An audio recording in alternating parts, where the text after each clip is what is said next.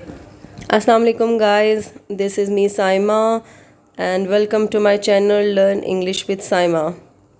आज हम कंटिन्यू करेंगे अपना प्रीवियस लेक्चर जिसमें मैंने आपको वर्ब की टाइप्स बताई थी और आज हम नेक्स्ट टाइप्स को डिस्कस करेंगे।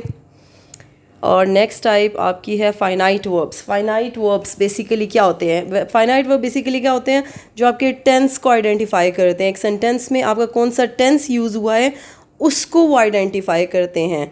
हाँ जी, डेफिनेशन हम पहले पढ़ लेते हैं। A finite verb is a verb which has a subject and shows tense with the help of main verbs and helping verbs. अच्छा जी, फाइनाइट वर्ब बेसिकली क्या होते हैं?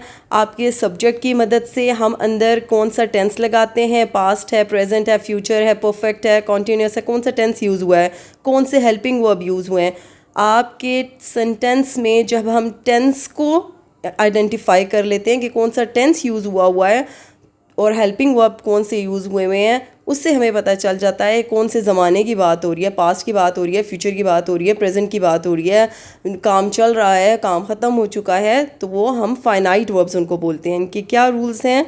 She goes to school, they have visited the office, we are working hard, she went to school. अब she goes E S लग गया singular के साथ, first form of verb use हुई है, हमें पता चल गया ये प्रेजेंट इंडेफिनिट टेंस है।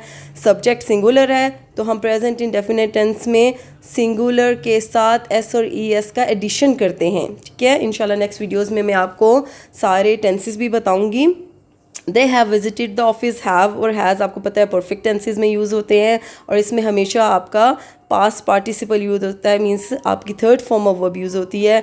यहाँ से हमें पता चल गया ये प्रेजेंट परफेक्ट है। नेक्स्ट में आर, आपको पता चल गया कौन सा हेल्पिंग वर्ब यूज़ हुआ है, ये कॉन्टीन्यूस टेंसेज में यूज़ होता है और प्रेजेंट कॉन्टीन्यूस टेंसेज में यूज़ होता है। वर्किंग आपकी फोर्थ फॉर्म ऑफ वर्ब लग गई, यानी कि फर्स्ट फॉर्म बेस फॉर्म के साथ आपकी आईएनजी लग जाए तो वो आपकी फोर्थ फॉर्म बन जाती है। इन टेंसेस की मदद से आपको पता चल जाता है कि ये फाइनाइट वर्ब्स हैं जिनसे आप टेंस को आइडेंटिफाई कर सकते हैं। नेक्स्ट है आपकी non finite verbs. Non finite verbs क्या होते हैं? It is not used as a main verb. ये आपके सेंटेंस में मेन वर्ब का फंक्शन नहीं करती। जो मेन वर्ब है वो आपके टेंस को शो करती हैं, वो आपके फाइनाइट वर्ब्स होते हैं।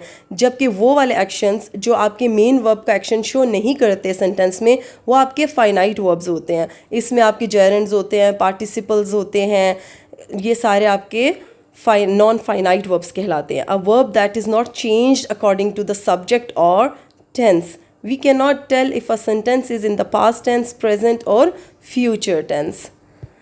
अच्छा जी, तो इसमें आपका आ जाता है सबसे पहले इन्फिनेटिव्स। इन्फिनेटिव्स बेसिकली क्या होते हैं? Infinitive is obtained by adding to in front of the verb. Rules क्या हैं इसके? To plus base verb, to plus first form of verb is added in infinitives. हाँ जी, टू आपका लग जाता है और बेस फॉर्म आपकी लगती है। बेस फॉर्म कौन सी होती है? आपकी फर्स्ट फॉर्म ऑफ वर्ब आपकी बेस फॉर्म होती है।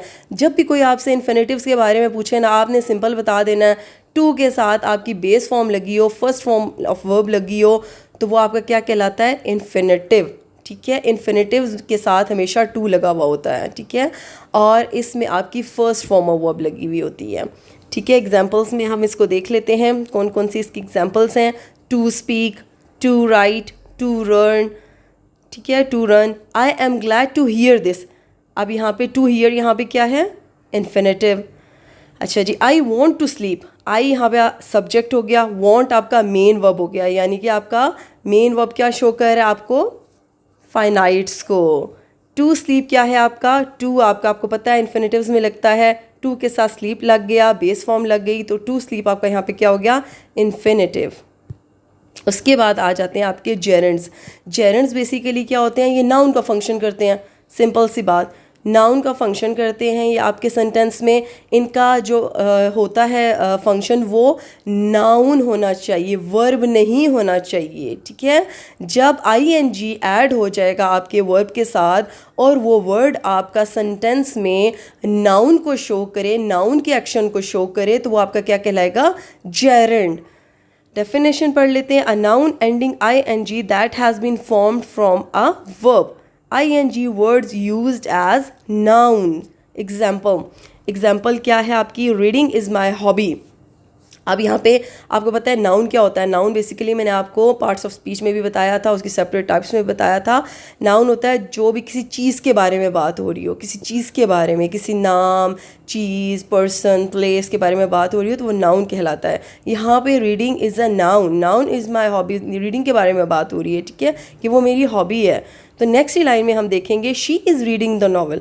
लेकिन यहाँ देख लें, आप दोनों लाइंस में आप रीडिंग देख सकते हैं, लेकिन जो फर्स्ट सेंटेंस है उसमें आपका रीडिंग नाउन का फंक्शन कर रहा है, जबकि जो दूसरा सेंटेंस है she is reading the novel, तो यहाँ पे रीडिंग आपका वर्ब का काम कर रहा है।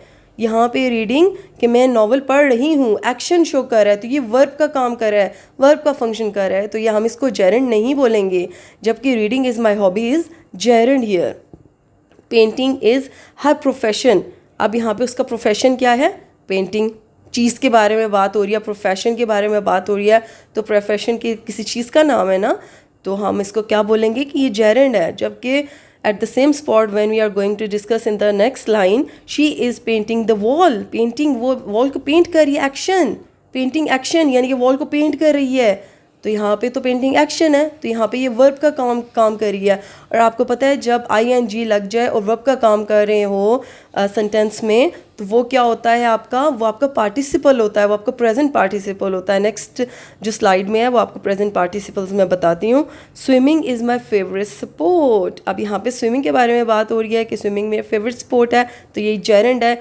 लेकिन एट द सेम टाइम हम जब कहते हैं he is swimming in the pool, यहाँ पे वो एक्शन है उसका कि वो स्विमिंग कर रहा है पूल में, तो वो यहाँ पे आपका पार्टिसिपल हो गया, प्रेजेंट पार्टिसिपल, जबकि swimming is my favourite sport यहाँ पे आपका जेरेंड हो गया। सिंपल आपको पता होना चाहिए, जो वर्ड्स एज अ नाउन जो है फंक्शन प्ले कर रहे हो और उनके साथ ING लगा हुआ हो, तो वो आपके जेरेंड्स कहलाते हैं।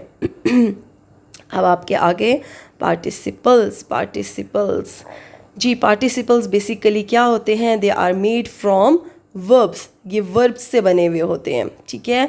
और पार्टिसिपल आपके 2 टाइप्स के होते हैं, प्रेजेंट पार्टिसिपल और पास्ट पार्टिसिपल। अब हम प्रेजेंट पार्टिसिपल के बारे में बात करते हैं। A present participle is formed with ING form of the verb to indicate an action going on। जैसे मैंने अभी आपको जेरेंड की जो एग्जांपल्स थी उसमें मैंने आपको बताया था, जैसे था रीडिंग इज़ माय प्रोफेशन, ठीक है, वहाँ पे रीडिंग आपने देखा था तो वो जेरेंड था। लेकिन नेक्स्ट सेंटेंस में जब मैंने आपको बताया था she is reading a novel, तो वहाँ पे वो एक्शन था रीडिंग, तो वो एक्शन जब फर्स्ट फॉर्म ऑफ वर्ब के साथ ING लग जाता है तो वो आपकी फोर्थ फॉर्म बन जाती है। मैं उसको फोर्थ फॉर्म बोलती होती हूँ कि वो फोर्थ फॉर्म हो जाती है। तो वो वाली फॉर्म जब वर्ब का एक्शन शो हो रहा हो सेंटेंस में उस वर्ड का ING के साथ लगा हुआ, तो वो आपका क्या कहलाता है, प्रेजेंट पार्टिसिपल। आपकी फर्स्ट फॉर्म ऑफ वर्ब के साथ जब ING लग जाता है तो वो आपका क्या बन जाता है, प्रेजेंट पार्टिसिपल, और वर्ब का फंक्शन वो कर रहा हो, नाउन का नहीं। नाउन का करेगा तो जेरेंड, वर्ब का करेगा तो प्रेजेंट पार्टिसिपल, सिंपल सी बात। He is walking to school, they are playing in the park, Ali was running in the street, simple. उसके बाद आपके आ जाते हैं past participles. Past participle basically क्या होते हैं, आपकी थर्ड फॉर्म ऑफ वर्ब, ठीक है। थर्ड फॉर्म ऑफ वर्ब जो होती है वो आपकी पास्ट पार्टिसिपल कहलाती है। सिंपल से अल्फाज में, अ verb that indicates an action which is completed in past, third form of verb is included in past participle. For example, eaten, broken, looked, not looked, baked, run, baked, etc. The students are excited for the party। अब यहाँ पे excited third form of verb use हुई हुई है। और आपके third form of verb जो है आपके परफेक्ट टेंसेस में भी यूज़ होती है, आपके पैसिव टेंसेस में भी, सेंटेंसेस में भी यूज़ होते हैं। जब एक्टिव से पैसिव में चेंज करते हैं तो हमेशा हम third form of verb use करते हैं। और आपके जितने परफेक्ट टेंसेस होते हैं उन सब में भी हम कौन सी फॉर्म ऑफ वर्ब यूज़ करते हैं, third form of verb. They were tired after the match, यहाँ पे भी देखें third form of verb use हुई है। उसके बाद हमारे आ जाते हैं, आपको ये रूल्स थोड़े से बता देते हैं। देखें पार्टिसिपल्स के, एक तो होती है आपकी फ़र्स्ट फॉर्म ऑफ वर्ब होती है, दूसरी आपकी सेकंड फॉर्म ऑफ वर्ब होती है, फिर आपकी थर्ड फॉर्म ऑफ वर्ब होती है जिनको हम पास्ट पार्टिसिपल्स भी बोलते हैं। उसके बाद आपकी फोर्थ फॉर्म भी होती है, यानी कि हम फर्स्ट फॉर्म के साथ को जब ING लगा देते हैं फर्स्ट फॉर्म ऑफ वर्ब के साथ तो उसको हम फोर्थ फॉर्म बना देते हैं, तो वो आपके क्या कहलाते हैं, प्रेजेंट पार्टिसिपल, सिंपल।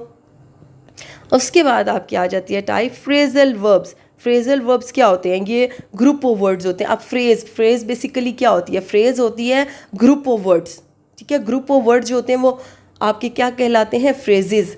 तो अब यहाँ पे फ्रेजल वर्ब को ख़ुद जो है लफ्ज़ पढ़ के ही समझ आ जाना चाहिए कि phrasal verbs means group of words, यानी कि दो जो है मीनिंगफुल वर्ड्स, दो मीनिंगफुल वर्ड्स जब आपस में ज्वाइन होके उसका सिंगल एक मीनिंग देते हैं तो वो क्या कहलाते हैं, आपके फ्रेजल वर्ब्स।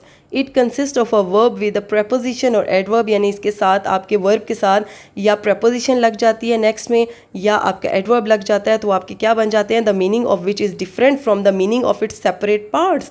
उन दो के अलग अलग, दो वर्ड्स के अलग अलग मीनिंग होते हैं, लेकिन जब वो ज्वाइन होके एक वर्ड बन जाता है यानी कि फ्रेजल वर्ब बन जाता है तो उसका अपना एक डिफरेंट मीनिंग बन जाता है। ठीक है, for example break up, carry on, carry out, bring up, turn down, break down, these are your phrasal verbs. Next है आपका auxiliary verbs and helping verbs.